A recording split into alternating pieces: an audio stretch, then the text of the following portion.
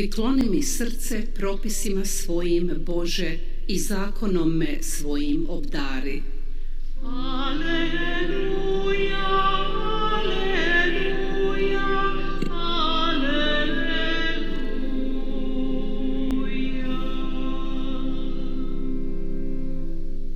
Gospodin s vama. Čitanje Svetog Evanđelja po Marku.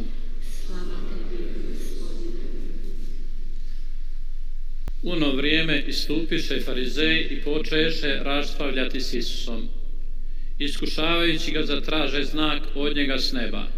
On uzdahnu iz sve duše i reče: zašto ovaj naraštaj traži znak? Zaista, kaže vam, ovome se naraštaju neće dati znak.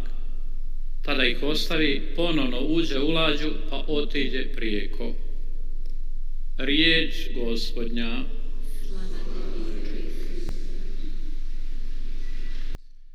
형제자매 여러분, 예수님께서는 오병이어의 기적을 행하신 뒤에 배를 타셨습니다. 그리고 여행을 떠나시면서 바리사이인들을 만나고 그들과 대화를 나누는데 그들이 예수님께 표징을 요구하십니다. 배를 타셨다 라고 하는 것은 그 배에 탄 제자들과 함께였고 그 제자들은 예수님의 이적을 이해하지 못했습니다. 어떤 관계가 있는지 이해를 못했습니다. 이 두 가지 사건은 분명히 예수님의 말씀을 듣고 있었던 청중들과 관계가 있었습니다. 첫 번째는 바리사인들의 눈먼 상태입니다.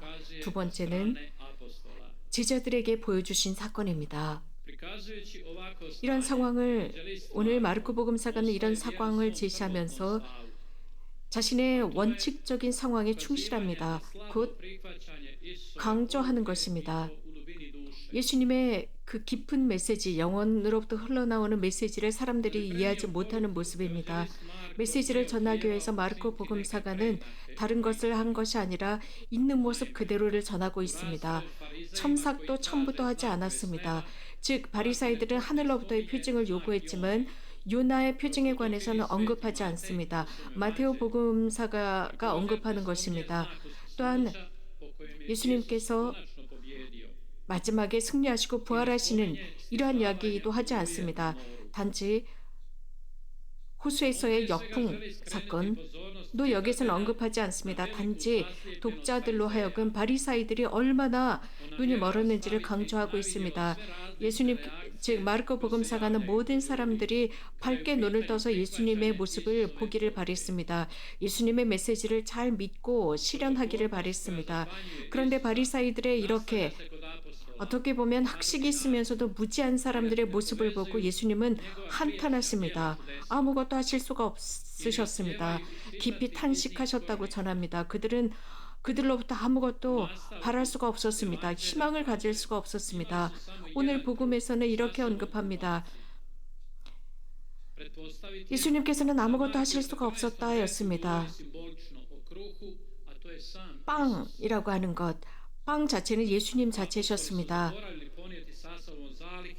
그들은 예수님과 함께 배를 탄 제자들이었지만 일용할 양식인 빵을 배에 실는 것을 잊었습니다.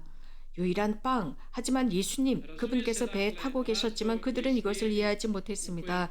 그들의 대화는 14절에서 계속 이어지고 있습니다. 그분이 누구이신지 가 전해지고 있습니다. 그들은 여전히 이해하지 못했습니다. 너희들의 마음은 고집스럽다. 너희들의 눈으로 보고 있음에도 불구하고 보지 못한다. 너희들의 귀가 듣고 있음에도 제대로 이해하지 못한다. 이미 너희들은 12광주리의 빵을 모아드렸고 오병이어로 5,000명의 사람들을 먹였음에도 불구하고 여전히 너희들은 이것을 이해하지 못한다 였습니다. 이런 방법으로 이런 모든 것을 보았음에도 불구하고 그들은 무의식적으로 어떤 물질적인 것에 염려하고 있었습니다. 여기에는 분명한 것이 있습니다. 모든 사람은 빵으로만 사는 것이 아니라 하느님의 입으로부터 나오는 말씀으로 산다입니다.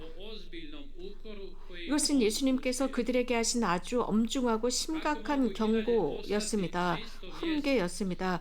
그들은 여전히 예수님을 이해하지 못했고 예수님께서 행하신 이적도 깨닫지 못했습니다. 예수님께서 많은 것을 그들에게 보여주셨음에도 불구하고 그의 눈은 어두워져 있었습니다. 하지만 마르코 복음사가는 분명한 지향을 가지고 오늘 여러 가지 많은 사람들의 고집스러운 모습을 보여주고 있습니다. 특히 오늘 바리사이들의 모습, 예수님께서 그 제자들을 나무라셨던 모습도 전했지만 오늘은 바리사이들의 모습이었습니다.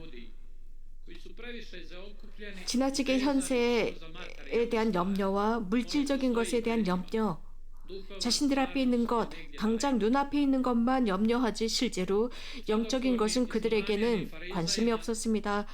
바리사이들, 그들은 악을 가지고 예수님께 요청했습니다. 예수님께서 이적을 행하신 것 자체는 중요치가 않았습니다. 하늘로부터 오는 표징이었습니다. 예수님께서 하시는 이적이 아니라 하느님 스스로 하늘로부터 뚝 떨어지는 표징을 요구했던 것입니다. 아주 분명한 그들의 모습입니다. 여기에 대한 답은 한 가지였습니다. 물론 그들끼리는 서로 거리가 있었습니다.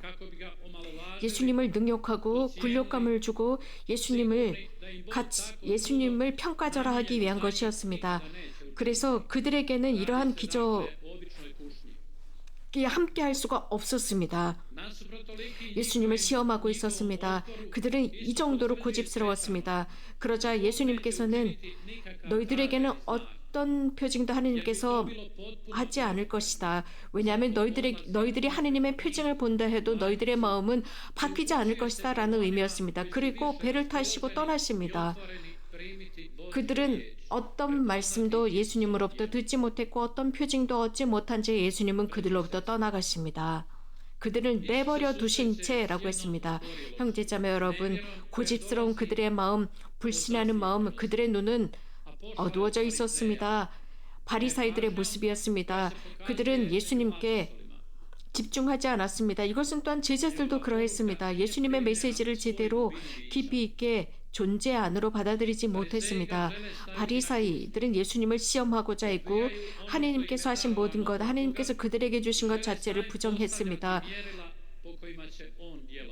그러므로서 그것보다 더 큰 것을 요구했습니다. 여기에는 아주 단순한 겸손과 순수함과 신뢰와 자유로운 선택이 부족했습니다. 그리고 예수님을 받아들일 수 있는 내적인 긍정성이 부족했고 내적인 긍정적인 면이 부족했기 때문에 예수님은 그들을 내버려 둔 채 떠나셨습니다. 그들은 구원과의 만남을 거부했던 것입니다. 예수님의 이러한 판단, 그들의 인간의 모습을 보면서 예수님은 판단하셨습니다. 이것은 우리 시대에도 일어나고 있습니다. 우리는 교회로서 어떤 일을 할 수 있을까? 우리들의 마음을 움직이고 부드러운 마음을 만들고 다른 사람들의 마음을 움직이기 위해서 무엇을 해야 할까? 우리는 겸손하게 찾아야 합니다. 자신의 이익, 자신의 안락함만을 찾는 것이 아니라 구원을 찾는 사람이 되어야 합니다. 구원의 모범을 보여줘야 합니다. 물론 오늘 이 복음에서 일어난 모든 사건은 시대적으로 거리가 먼 상태이지만 지금도 실현되고 있습니다. 지금도 드러나고 있습니다. 예수님께서 이러한 바리사이인들의 거부감, 정반대적인 모습을 봅니다. 그들은 자신들의 길을 갑니다.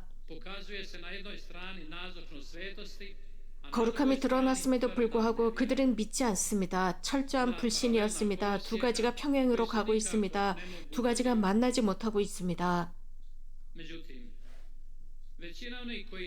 하지만 예수님을 찾아왔던 대부분의 사람은 신실했습니다. 환자들은 신실하게 치유해달라 청했고 악령에 시달리던 부마자들은 자신들의 해방을 청했습니다. 자신들의 죄로부터 해방을 청했고 억압받던 사람들은 삶 속에서 위로를 얻었습니다. 여기에서 유일하게 예수님을 받아들이지 않고 고집을 피웠던 사람들이 바리사이들입니다. 예수님에 관한 많은 증언과 증거들이 있었지만 그들은 믿지 않았고 받아들이지 않았습니다.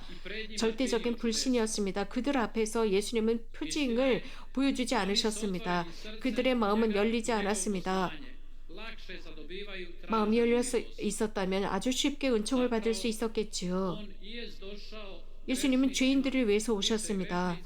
정의로운 사람들보다 의로운 이들보다 죄인들을 위해서 오셨고 약한 사람들을 들어 올리시기 위해서였고 의심을 갖고 있는 사람들에게 신앙을 강건하게 해주기 위해서였으며 건강을 잃은 사람들을 회복시키기 위해서였지만 강요하지 않으셨습니다. 자유로운 선택에 맡기셨습니다. 누구든지 열린 마음, 자유로운 마음을 지닌 사람에게 예수님께서는 즉각적인 보상을 주셨습니다. 고통 대신 기쁨을 주셨고 불안 대신 평화를 주셨고 질병 대신 건강을 회복시켜 주셨고 영육의 건강을 회복시켜 주셨습니다. 이런 방법으로 당신을 따르던 사람들에게 청하셨던 것은 믿음이었습니다. 이러한 각 개인의 치유를 해주셨을 때 그들은 예수님을 하느님을 찬미했습니다. 즉 하느님께 감사하고 하느님께 찬미드리라고 요구했습니다. 모든 것은 천상 아버지를 위한 것이었습니다. 하느님의 나라를 완성하기 위한 것이었습니다. 그 나라는 원칙적으로 인간의 영혼에 영향을 미칩니다. 예수님께서는 그렇게 하시기 위해서는 굳건한 신앙을 그분 앞에서 드러내야 했습니다. 오늘 복음에서 언급하는 것처럼 그들은 예수님을 믿지 않았습니다. 예수님에 대한 신앙이 없을 때 예수님은 떠나십니다. 예수님께서 다양한 것을 제공하셨음에도 불구하고 예수님께서는 탄식하시면서 그들을 떠나셨습니다. 그들은 예수님의 활동과 말씀을 받아들이지 않았습니다. 철저하게 다친 마음을 지닌 이들이었습니다. 여기에서는 예수님께서 마음 깊이 탄식하셨다 했습니다. 이것은 악과의 계약을 한 사람들의 모습입니다. 형제자매 여러분, 오늘 복음에 등장하는 모습은 현실을 읽을 수 있습니다. 불신, 눈먼 상태, 선을 선으로 보지 못하는 상태, 선을 향한 투쟁, 선을 무시하는 모습, 하나님께 불명예를 드리는 모습, 소위 말하는 신자라고 하는 사람들, 그런 사람들이 훨씬 더 센세이셔널한 모습을 찾고 있습니다. 참 신앙이 아닌 예수님의 시대처럼 무엇인가 표징을 찾으려고 합니다. 이적을 요구하고 있습니다. 기적을 보면 나는 믿겠다라는 식입니다. 이런 일들은 자주 일어나고 있습니다. 많은 표징들이 일어납니다. 하나님께서는 많은 표징을 주시고 계시지만 그거보다 더 달라고 요구하고 있습니다.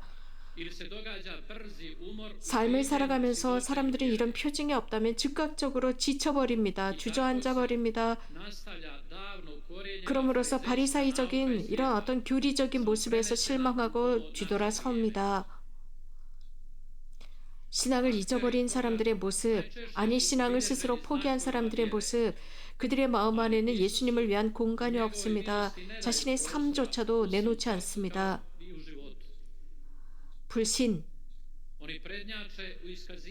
불신과 신앙 속에서의 불안정한 모습, 그리스도교 신자들 사이에서 무엇인가 고귀한 모습이 드러났을 때 이런 모습을 저하려고 합니다. 이런 모습을 부정하고 평가절하하고자 합니다. 그 일상 속에서 교회 안에 악이 일어났을 때 그들은 기뻐하고 즐거워하고 험담을 합니다. 잘못된 것을 무한히 받아들이고 거기에 더 많은 공간을 제공하려 합니다. 이러한 일들이 현재 일어나고 있습니다. 이것은 지역적인 것이라기보단 세계적인 모습이라고 할 수 있습니다.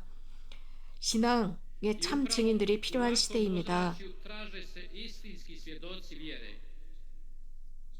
악 앞에서 선을 내세우는 참 신자들, 그래서 이런 바리사이적인 암흑, 바리사이적인 부정적인 모습, 바리사이적인 암흑 속에서 일어날 수 있는 참 신자들이 필요합니다. 그래서 실망하는 사람들 앞에서 긍정적인 도전을 향해 나가는 신자들이 필요합니다. 예수님은 자주 도전을 받았고 원수들로부터, 적대자들로부터 미움을 받았지만 한 번도 실망하거나 뒤돌아서지 않으셨습니다. 천상 아버지의 뜻을 묵묵히 실천할 뿐이었습니다. 하느님의 가치는 최고의 것이었습니다. 인간의 이기심은 모든 것을 폐쇄적으로 만들었지만 하느님의 법이 우선적이라는 것. 그러나 악은 아주 잔인하게 이러한 모든 것을 짓밟으려고 했습니다. 하느님의 법은 훨씬 더 강력합니다. 그러나 악의 법은 소란스러울 뿐입니다.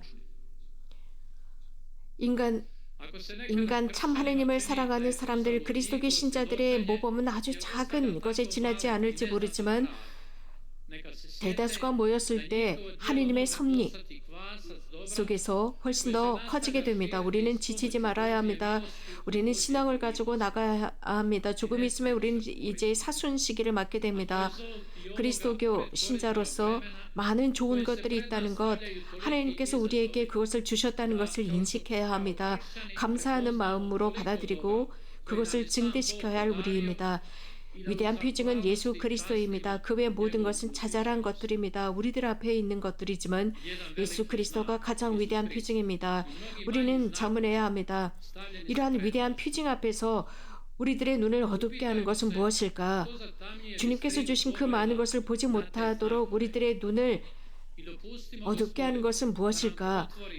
우리들 안에 또 우리들 주변 안에 이러한 하느님의 것을 알아보지 못하게 하는 위험한 것은 무엇인지 제대로 자성할 때입니다. 아멘.